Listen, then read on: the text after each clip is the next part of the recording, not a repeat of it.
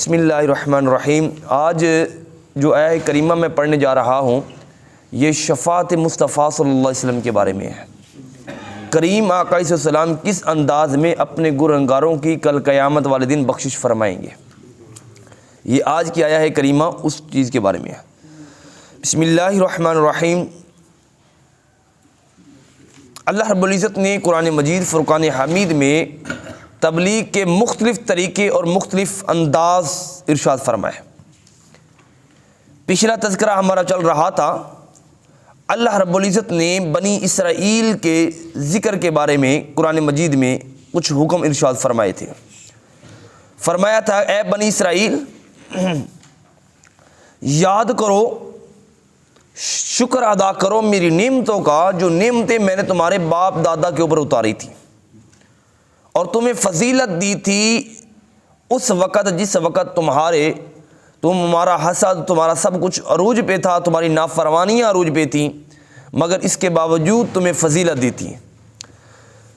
اللہ رب العزت نے ارشاد فرمایا تھا یا بنی اسرائیل اذکروا نعمتی التی انعمت علیکم وانی فضلتکم علی العالمین۔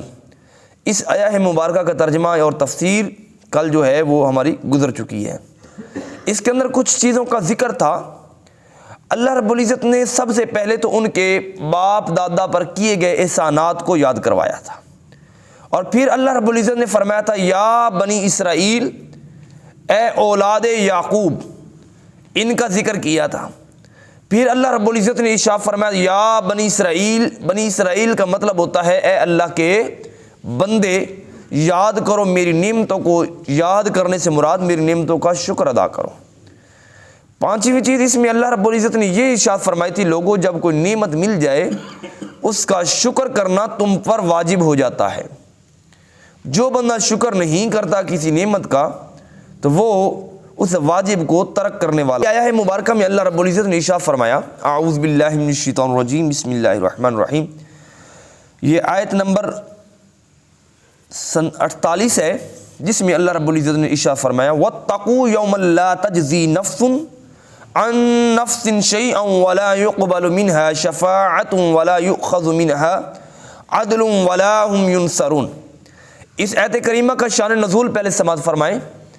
اس کے اندر اللہ رب العزت نے جب یہ آیت مبارکہ اتارنے سے پہلے معاملہ کچھ اس طریقے سے تھا کہ جب بنی اسرائیل کو ان کے باپ دادا کے احسانات یاد کرائے گئے تو بعض نے دل میں یہ گمان کیا کہ ہو سکتا ہے کہ ہمارے جو باپ دادا جو فضیلتوں والے تھے وہ ہمیں بچا لیں گے، وہ ہماری کل قیامت والے دن ہماری خبر گیری کریں گے، ہمیں کچھ مال کچھ فدیہ دے کے ہمیں بچا لیں گے۔ اللہ رب العزت نے اس کا جواب ارشاد فرمایا ہے، اور پھر اس آیت مبارکہ میں 4 قسموں کا ذکر کیا گیا ہے۔ یاد رکھیے گا کہ مدد 4 قسم کی ہوتی ہے۔ کتنی قسم کی؟ 4 قسم کی مدد ہوتی ہے۔ پہلی مدد یہ ہوتی ہے کہ اگر انسان کسی کو بچانا ہے تو زور بازو سے بچا لینا، اپنی طاقت سے بچا لینا، اس کو نصرت کہتے ہیں۔ کیا کہتے ہیں؟ نصرت کہتے ہیں۔ جیسا کہ اللہ رب العزت نے ارشاد فرمایا وَنَصْرٌ مِّنَ اللَّهِ وَفَتْحٌ قَرِيبٌ، پیارے حبیب ہم تم کو ان قریب اپنی مدد سے اپنی طاقت سے تمہیں فتح عطا فرما دیں گے۔ نصرت جو ہے وہ زور بازو سے ہوتی ہے۔ پھر دوسری یہ ہوتی ہے کہ مثال کے طور پر کچھ اگر جرمانہ ہو جائے، اگر یعنی کہ کچھ جرمانہ ادا کر کے تو پھر اپنے مجرم کو بچا لینا، اس کو جزیہ کہتے ہیں۔ کیا کہتے ہیں؟ یہ دوسری قسم کی مدد ہوتی ہے۔ یعنی کہ اگر مثال کے طور پر انسان موٹر سائیکل پر جا رہا ہے تو رستے میں چلان ہو گیا، اس کی فیس یعنی کہ اس کا ادا کیا، ادا کرنے کے بعد تو اس کو یعنی کہ اس کا بچ جانا، موٹر سائیکل کا مل جانا، اس کو کہتے ہیں ہم جزیہ دے کے آزاد ہوئے۔ پھر ایک ہوتا ہے فدیہ دے کے آزاد ہونا۔ فدیہ یہ ہوتا ہے کہ مثال کے طور پر اب قرآن مجید کو ہم خریدنے کے لیے جاتے ہیں یا قرآن مجید کو لینے کے لیے جاتے ہیں، ہم اس کا جزیہ نہیں دے سکتے۔ اگر ہم جزیے کی نیت سے اس کی قیمت دیں گے تو یہ گناہ ہوگا۔ ہم کہتے ہیں ہدیہ کہتے ہیں، اور ہدیے کو عربی زبان میں فدیہ کہتے ہیں۔ اس لیے کچھ تھوڑی بہت قیمت دے کر کچھ معاملات کچھ چیز کو خرید لینا جو اس کی حق پوری حق تو نہیں ہوتا مگر اس کے بدلے میں وہ چیز مل جاتی ہے۔ یعنی کہ یہ مدد 4 طرح کی ہوتی ہے۔ پہلی زور بازو سے، کچھ تھوڑا سا تحفہ دے کے اس کو خریدا جا سکتا ہے، پھر جو ہے وہ اس کی قیمت ادا کر کے اس کو خریدا جاتا ہے، اور چوتھی قسم کی مدد سفارش کر کے وہ اپنا مجرم چھڑایا جا سکتا ہے۔ یہاں پر اللہ رب العزت نے چاروں قسم کی مدد کا انکار فرما دیا ہے، جزیے کا بھی، فدیے کا بھی، سفارش کا بھی اور نصرت کا بھی، چاروں قسم کی مدد کا اللہ رب العزت نے یہاں پر انکار فرمایا ہے۔ مالک کائنات فرماتا ہے وَاتَّقُوا، اور ڈرو، یومن، اس دن سے۔ یوم جو ہے دن کو بھی کہتے ہیں اور وقت کو بھی کہتے ہیں۔ اللہ رب العزت نے ڈرنے کا جو دن ارشاد فرمایا ہے، وہاں سے مراد یہ ہمارے دن نہیں ہے، وہاں سے مراد کل قیامت کا دن ہے۔ فرمایا کہ بندو ڈر جاؤ اس وقت سے جب یوم ہوگا۔ یوم جو ہے وہ اس کے 2 معنی ہوتے ہیں، ایک یوم کہتے ہیں دن کو، ایک یوم کہتے ہیں وقت کو۔ وقت کو اور دن کو دونوں کے اوپر عربی میں یوم بولا جاتا ہے۔ مثال کے طور پر اگر پوچھا جائے یعنی کہ اب کیا ٹائم ہوا ہے تو کوئی کہے 6:30 ہے، تو لفظ ہے 6:30 کے ساتھ الیوم بھی بولا جا سکتا ہے، کیونکہ یہ وقت کے معنی میں آتا ہے۔ اور پورے دن صبح سے لے کر شام کے سورج ڈھلنے تک، جب تک سورج رہے گا اس کو بھی یوم بولتے ہیں۔ عربی میں یوم 2 طرح بولا جاتا ہے، لیکن کل قیامت والے دن سورج ڈھلے گا نہیں، سورج اپنی طاقت کے ساتھ اپنی جگہ پر مقیم رہے گا، ایک ذرہ برابر بھی نہیں ہلے گا۔ اللہ رب العزت ارشاد فرمائے گا جب تک حساب کتاب ان کو ہوتا رہے گا، وہ وقت گزرتا ہے تو گزر جائے، ٹائم گزرتا ہے تو گزر جائے، مگر سورج اپنی جگہ پر برقرار رہے گا۔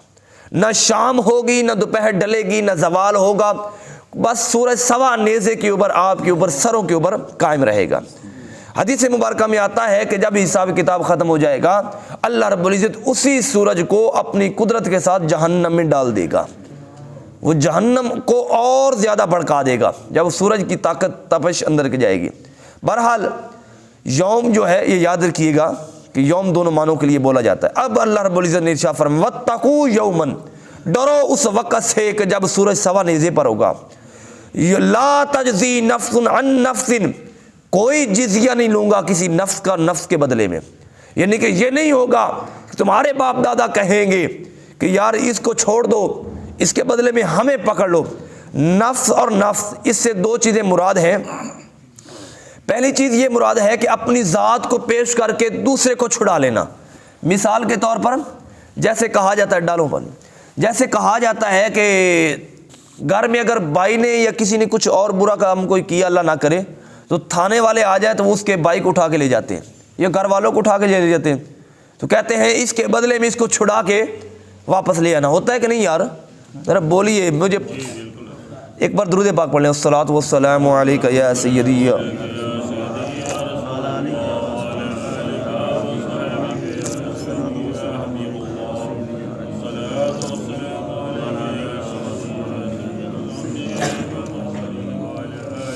اچھا عزیزان گرامی قدر، یہاں دنیا کا دستور یہ ہے کہ جان کے بدلے میں دوسرے کی جان چھڑائی جا سکتی ہے۔ مثال کے طور پر کسی کے کوئی پیسے لینے دینے کا معاملہ ہے تو اس میں ضمانت ہو سکتی ہے۔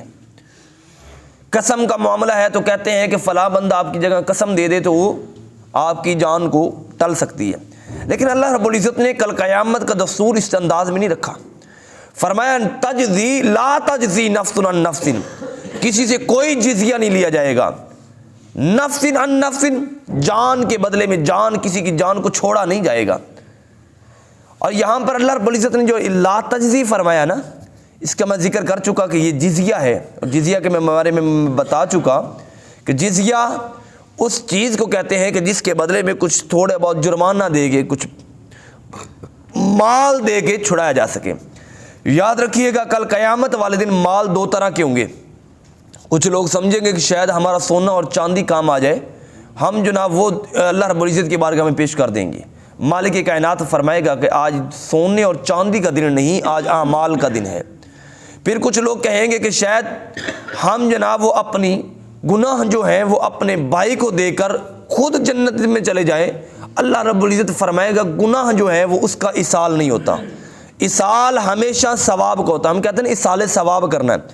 اصال گناہ جو ہے وہ کبھی نہیں ہوتا. کبھی ایسا نہیں ہوا کہ میرے باپ کے ذمے میں اگر مثال کے طور پر 100 گناہ ہے تو وہ کہے کہ یہ میں اپنا 100 گناہ اپنے بیٹے کو دے دیتا ہوں اور پھر جو ہے وہ میں جنت میں چلا جاؤں گا. اصال گناہ جو ہے وہ شریعت مصطفیٰ میں، شریعت خدا میں وہ حرام ہے اور اصال ثواب کو جائز قرار دیا گیا ہے. اب اللہ رب العزت نے فرمایا وَلَا يُقْبَلُ مِنْهَا شَفَاعَةٌ، اور اس دن کسی کی کوئی شفاعت، کوئی سفارش قبول نہیں کی جائے گی. یہ دوسری قسم کی سب میں نے عرض کیا تھا یہ بدد ہے. اللہ رب العزت نے اس کا بھی انکار فرما دیا. فرمایا کسی کی کوئی سفارش قبول نہیں کی جائے گی. بنی اسرائیل کو یہ گمان تھا کہ ہمارے باپ دادا کے لیے 12 چشمے نکالے گئے تھے، وہ تو بڑی فضیلتوں والے تھے، ان کے اوپر من و سلوہ اترتا رہا، وہ بڑی فضیلتوں والے تھے. اللہ رب العزت نے فرمایا کہ تمہیں اپنے باپ دادا کے اوپر جو مان ہے نا، وَلَا يُقْبَلُ مِنْهَا شَفَاعَةٌ، تمہارے باپ دادا تمہیں چھڑوا سکیں گے؟ وہ بالکل نہیں چھڑوا سکیں گے. وَلَا يُؤْخَذُ مِنْهَا عَدْلٌ، اور تم میں سے ان کا کچھ بدلہ نہ لیا جائے گا.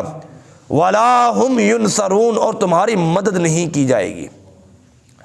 اللہ رب العزت نے یہاں پر بنی اسرائیل قوم سے خطاب کرتے ہوئے کافروں کا یہ حال بیان کیا کہ کافر کے اوپر 4 قسم کی مدد کو حرام قرار دے دیا گیا ہے. جزیے کی، فدیے کی، سفارش کی، نصرت کی، یہ ساری مدد کو اللہ رب العزت نے ان کے اوپر حرام قرار دے دیا ہے.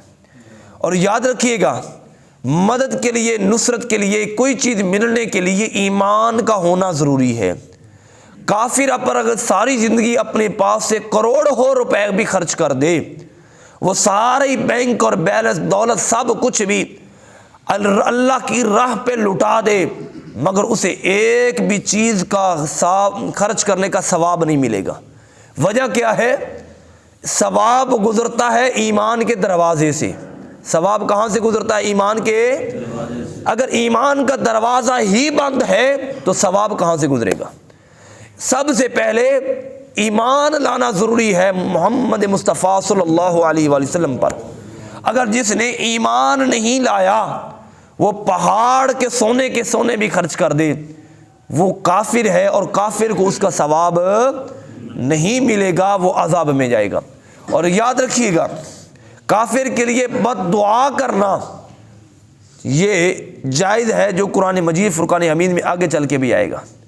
اور کافر کے لیے دعا کرنا، یہ کافر کو دعا نہیں پہنچے گی. ہم دعا کرتے ہیں مالک کائنات حضور نبی رحمت صلی اللہ علیہ وسلم کی پوری امت کی بخشی فرما، لیکن پوری امت میں کافر بھی شامل ہیں، مگر اس دعا کا حصہ کافر کو نہیں ملتا، ان کے اوپر سے روک لیا جاتا ہے. کافر سے مراد وہ کافر جن کے دل میں ایمان نہیں ہے، جنہوں نے کلمہ نہیں پڑھا. اس لیے علماء کرام فرماتے ہیں کہ لوگوں، زندگی میں، سال میں، مہینے میں، ہفتے میں انسان کو جب بھی ٹائم ملے اسے تجدید ایمان کرتے رہنا چاہیے. وہ ہر وقت پر کسی وقت بھی پڑھتا رہے لا الہ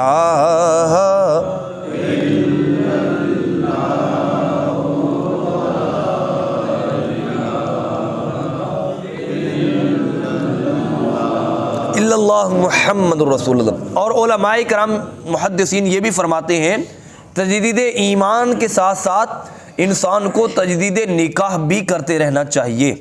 بعض اوقات انسان ایسی غلطیاں کر بیٹھتا ہے کہ ان کی وجہ سے ہمیں پتہ نہیں چلتا کہ ہمارا نکاح ناقص ہو چکا ہوتا ہے. نکاح، تجدید نکاح سے مراد یہ ہے کہ خود ہی بیٹھ کر، یعنی کہ ایجاب و قبول انسان کر لینا چاہیے. اس کے اندر کوئی شرع کے اندر جو ہے شرم نہیں ہونی چاہیے. یہ ہمیں تجدید نکاح جو ہے وہ تجدید ایمان، یہ دونوں چیزیں ہمیں بار بار دہراتے رہنا چاہیے، کرتے رہنا چاہیے. اور پھر یہاں پر جو شفاعت کا، سفارش کا انکار کیا گیا ہے وہ کافر کے بارے میں کیا گیا ہے. یہاں پر اب قرآن مجید کی تفسیر کو میں صرف زبانی سناؤں گا، اس کے اوپر نہیں لکھی ہوگی. اب یہاں پر اللہ رب العزت نے کافر کی سفارش کے بارے میں، اس کی شفاعت کے بارے میں اللہ رب العزت نے ان کا دروازہ بند کیا ہے، مگر مومن کی سفارش اور شفاعت جو ہے وہ جاری و ساری ہے. اس کے میں کچھ قرآن مجید سے، کچھ حدیث مبارکہ سے میں آپ کو حوالے پیش کرتا ہوں. یہاں پر ایک فرقہ تھا معتزلہ. معتزلہ والوں کہتے تھے کہ جس طریقے سے کافر کی سفارش اللہ رب العزت کے ہاں دروازہ بند ہے، کافر کی سفارش اللہ پاک قبول نہیں فرمائے گا، تو اسی طریقے سے مومن اور مسلمان کی بھی سفارش قبول نہیں ہوگی۔ اس کے جواب میں اللہ رب العزت کی کتاب قرآن مجید میں سے ہی آیت مبارکہ ہے، اللہ رب العزت کے نے ارشاد فرمایا وَلَسَوْفَ يُعْطِيكَ رَبُّكَ فَتَرْضَىٰ، پیارے حبیب ہم ان قریب تمہیں اتنا دیں گے کہ آپ راضی ہو جائیں گے۔ حضور نبی رحمت صلی اللہ علیہ وآلہ وسلم جان کائنات، جان جہان کائنات، کریم آقا صلی اللہ علیہ وسلم سے پوچھا گیا کہ پیارے حبیب آپ کب راضی ہوں گے؟ میرے کریم آقا صلی اللہ علیہ وسلم نے ارشاد فرمایا جب تک میرا آخری امتی، گنہگار امتی جہنم سے نکل کے جنت میں نہیں چلا جائے گا، میں اس وقت تک راضی نہیں ہوں گا۔ حضور نبی رحمت صلی اللہ علیہ وآلہ وسلم نے ارشاد فرمایا وَلَن يَبْعَثَ اللَّهُ وَلَسَوْفَ يُعْطِيكَ رَبُّكَ فَتَرْضَىٰ، دوسری آیت مبارکہ میں ارشاد فرمایا وَلَن يَبْعَثَ اللَّهُ مَقَامًا مَحْمُودًا، فرمایا لوگو اللہ کریم مجھے کل قیامت والے دن مقام محمود عطا فرمائے گا۔ اور فرمایا لوگو جانتے ہو مقام محمود کیا ہے؟ صحابہ نے عرض کی یا رسول اللہ ہم تو نہیں جانتے کہ مقام محمود کیا ہے، سنو اپنے نبی کی شان۔ میرے مصطفیٰ نے فرمایا لوگوں مقام محمود اللہ رب العزت کے عرش کے نیچے ایک ایسی جگہ ہے جو ساری کائنات سے بلند ترین جگہ ہے۔ اور پھر فرمایا لوگوں جو میرے لیے مقام محمود کی دعا کرتا ہے، مقام محمود کی دعا ہم کب کرتے ہیں؟ اذان سننے کے بعد کرتے ہیں۔ فرمایا لوگوں جو میرے لیے مقام محمود کی دعا کرتا ہے، فرمایا میں محمد پر اس کی شفاعت واجب ہو جاتی ہے۔ کریم آقا علیہ السلام نے ارشاد فرمایا من زار قبری وجبت لہ شفاعتی، لوگوں جس نے حالت ایمان میں میرے روضہ اقدس کی زیارت کر لی، فرمایا اس پر میری شفاعت واجب ہو جائے گی۔ حضور نبی رحمت شفیع معظم سرور کون مقام تاجدار انبیاء شہنشاہ العطا امام الانبیاء سے حضرت سیدنا ابو قتادہ رضی اللہ تعالیٰ نے عرض کی حضور کل قیامت والے دن آپ کو کہاں تلاش کریں؟ میرے مصطفیٰ نے فرمایا میزان عمل پر مجھے تلاش کرنا۔ عرض کی حضور اگر میں وہاں پر نہ پہنچ سکوں، نہ مل سکوں، تو پھر آپ وہاں پر نہ ہوں تو میں کہاں پر تلاش کروں؟ تو میرے مصطفیٰ نے اپنا ایڈریس دیا، فرمایا آب کوثر کے پاس مجھے تلاش کرنا، میں وہاں پر مل جاؤں گا۔ عرض کی حضور اگر وہاں پر بھی نہ مل سکوں، وہاں پر بھی نہ آپ مل سکے، تو عرض میرے مصطفیٰ نے فرمایا ابو قتادہ پھر تم دیکھنا کہ کل قیامت والے دن سجدہ ریز ہوگا اللہ کی بارگاہ میں، وہ مصطفیٰ کی ذات ہوگی، تم مجھے وہاں پا لینا۔ حضور نبی رحمت صلی اللہ علیہ وآلہ وسلم کی سفارش کے بارے میں ایک اور حدیث مبارکہ میرے اور کریم آقا علیہ السلام نے ارشاد فرمایا لوگوں کل قیامت کا دن ہوگا، تمام کائنات والے جمع ہو کر حضرت آدم علیہ السلام کی بارگاہ میں جائیں گے۔ اس حدیث پاک کو تمام تفسیر والوں نے اور تمام حدیث والوں نے ان کو ذکر کیا ہے، خصوصاً مشکات شریف، صحیح مسلم شریف، صحیح بخاری شریف اور تفسیر خازن والوں نے اس کو ذکر کیا ہے۔ ساری کائنات جمع ہو کے حضرت آدم علیہ السلام کی بارگاہ میں پہنچ جائے گی، عرض کرے گی کہ پیارے آدم آپ اللہ کے پہلے نبی ہیں، آپ اللہ کی بارگاہ میں ہماری سفارش کریں تاکہ حساب و کتاب شروع ہو اور ہمیں جو ہے وہ جنت کے راستے ملے۔ سورج سوا نیزے پہ ہے، ہر کوئی برہنہ کھڑا ہے اور بارش کا اپنے پسینے کے اندر ڈوب رہا ہے۔ اللہ کے رب العزت کے نبی حضرت آدم علیہ السلام عرض کریں گے میں وہ تھا، مجھ سے کچھ غلطیاں ہو گئیں، اللہ نے مجھے جنت سے نکال دیا تھا۔ غلطی زمرہ اجتہادی غلطیاں ہیں، خطائیں ہیں، وہ باپ ہمارا پہلے گزر چکا۔ تو بہرحال تمام جو ہے وہ حضرت آدم علیہ السلام سے پاس جائیں گے، آدم علیہ السلام اگلے نبی کے پاس بھیجیں گے، کہیں گے اذهبوا الی غیری، تم کسی اور کے پاس چلے جاؤ۔ سننا اپنے نبی کی شان، جب سارے لوگ گھماتے ہر نبی ہر رسول کلیم اللہ سے لے کر عیسیٰ روح اللہ تک، نجیح اللہ سے لے کر سارے ان کے پاس ہو کے واپس آئیں گے، اللہ رب العزت کی بارگاہ سے پہلے حضرت موسیٰ علیہ السلام اشارہ کریں گے، کہیں گے کہ وہ دیکھو جو مقام محمود پر بیٹھا ہے اس کی بارگاہ میں چلے جاؤ، وہ تمہاری سفارش کو قبول فرما لے گا۔ تو حضرت موسیٰ علیہ السلام عرض کریں گے اذهبوا الی غیری، اس کی جانب جاؤ۔ جب حضرت حضور نبی رحمت صلی اللہ علیہ وسلم کی بارگاہ میں آئیں گے، آمنہ کے لال کی بارگاہ میں آئیں گے، عرض کریں گے حضور ہم تو ساری دنیا کو گھوم کے آئے، آپ کی بارگاہ میں آئے، ہماری سفارش کیجیے گا۔ آمنہ کے لال فرمائیں گے وَأَنَا لَهَا، خدا کی قسم اللہ نے مجھے اس لیے بنایا تھا کہ لوگ میرے پاس آئے میں ان کی دستگیری فرماؤں۔ کتنا کرم ہے میرے مصطفیٰ کا۔ اور پھر یہاں پر ایک اور بات بھی، اگر آپ درود پاک اونچی آواز سے پڑھیں تو وہ بھی میں محبت کی بات کر دیتا ہوں۔ الصلاۃ والسلام علیک یا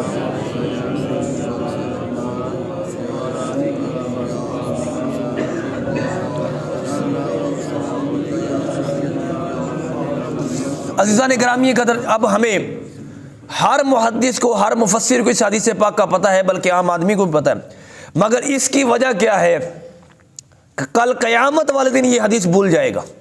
چاہیے تو یہ تھا کہ ڈائریکٹ بھیج دیتا، کیونکہ ایک بات کا پتہ ہونا کہ یہ رستہ ہے، ادھر سے کچھ نہیں ملے گا، چاہیے تو یہ کہ ڈائریکٹ بھیج دیا جائے، آدم علیہ السلام کے بعد بھیجنے کی یا موسیٰ علیہ السلام دیگر نبیوں کے بعد بھیجنے کی نوبت ہی نہ آئے۔ وہ حدیث پاک علم اس لیے یہ بلا دیا جائے گا کہ اللہ رب العزت کل قیامت والے دن شان مصطفیٰ دکھانا چاہے گا، مقام مصطفیٰ دکھانا چاہے گا۔ لوگوں، جب انسان دھکے کھا کے کسی بارگاہ میں پہنچتا ہے اسے قدر اور زیادہ ہوتی ہے۔ اللہ رب العزت کل قیامت والے دن اپنے حبیب کی قدر کو بلند فرما دے گا، شان کو بلند کرے گا کہ اب تم دھکے کھا کے آئے ہو، تم فلاں ہر نبی کے دروازے پہ گئے ہو اور یہاں پر تمہیں کچھ نہیں ملا، کیونکہ کل قیامت والے دن میرے مصطفیٰ حضور نبی رحمت صلی اللہ علیہ وآلہ وسلم کی شان بلند ہے۔ فرمایا اس لیے اب تم بارگاہ میں آؤ، تمہیں قدر بھی ہو جائے گی۔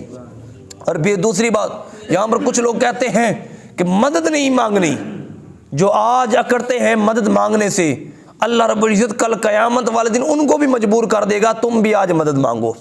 وہ بھی کل قیامت والے دن اپنی جولیاں پھیلائے در در کے بھکاری ہوں گے۔ لوگوں اس لیے کہتے ہیں کہ در در کے بھکاری بننے سے پہلے بہتر ہے کہ بندہ ایک گھر کا بھکاری بن جائے، ایک گھر کا گدھا بن جائے۔